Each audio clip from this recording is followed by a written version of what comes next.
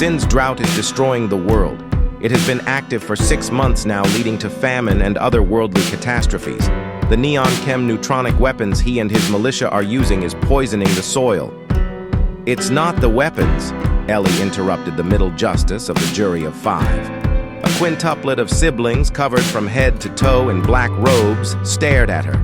They sat behind a justice bar in a private courtroom. They spoke into levitating microphone pods while Elly and a mud of other world affair advocates and leaders listened and responded. Neon chem neutron is a powerful source of energy, and it is neon chem in its purest yet most toxic form.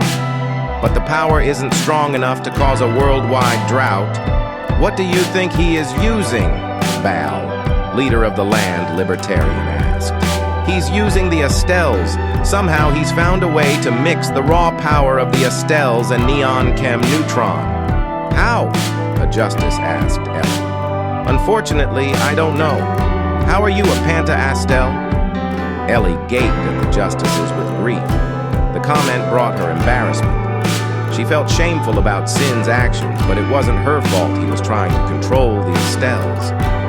She did feel partially to blame for the current affairs of the world, but the weight placed on her shoulders could only be understood by Sin. Justice, that isn't...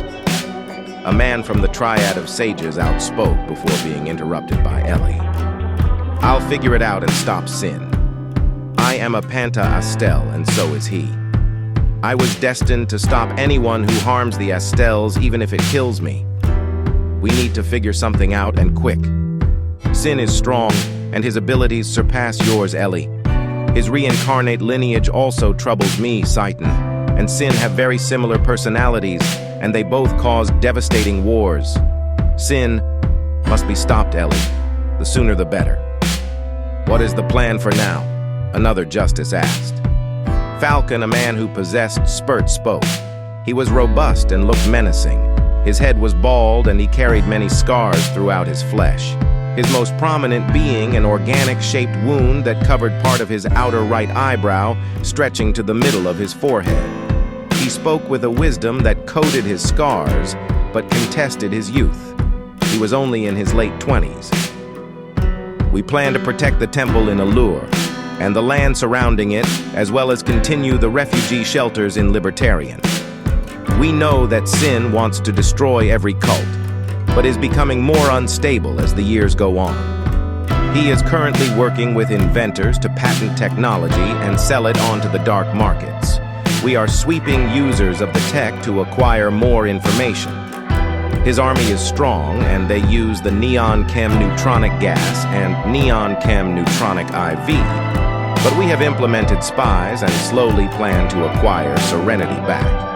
While the Triad Sages continue to master Mount Ennead and provide the last source of food to the world, we will continue protecting them while using scientific and Astalure methods to study the famine. The famine is still our top priority. In the past 6 months, the number of defectors we've had has increased substantially. The only way we can combat this is by rescuing the rest of the civilians and cults and taking them to the shelters, and killing Sin to stop the famine. The meeting adjourned, and Elly began to exit the hall. She was approached by a maple-skinned young man with cornrow braids.